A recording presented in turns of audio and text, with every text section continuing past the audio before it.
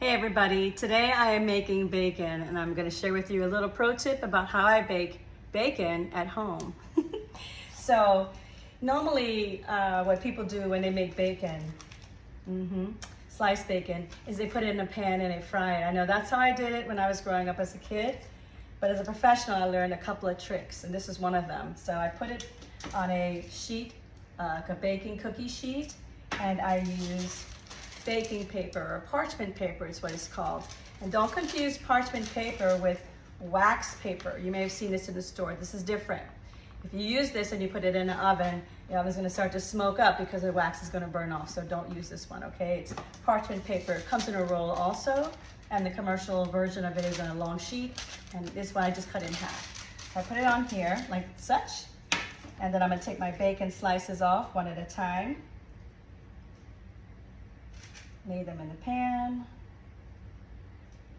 And it's nice to do this when the bacon is cold because it's a little easier to pick up when it's cold. But you might be asking, why am I putting all that bacon in? Are we going to eat all that bacon today? Well, I'm not going to eat all the bacon today, but I'd like to have it already pre-made for me. So when I want to make a quick sandwich, or my son actually loves bacon, he'll just make he'll have it for breakfast, but it's already made. He doesn't have to worry about making it. So there it is. So here's my bacon on my sheet pan, and I'm going to put it in the oven at 425 degrees. I think I'm going to go about 10 or 12 minutes on that, and then it'll be ready to go, but I'll come back and tell you the time after. Okay, so I'm going to take it out of the oven now after 12 minutes. And take a look. There's a lot of fat going on here, but what I'm going to do is drain it into this bowl that I have. And I'll tell you why I do that in a second too.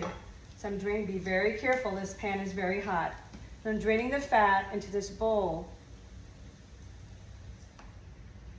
And here it is right here, see?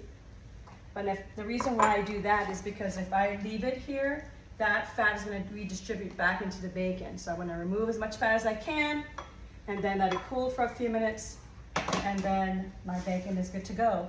And after it's cooled completely, I can even blot it with some paper towels and then put it in a Ziploc container or something, and I have it for the week. I could even freeze it if I wanted to. All kinds of tricks. So there it is. Enjoy. Enjoy eating bacon the way the professionals do. Have a great day, everybody. Bye.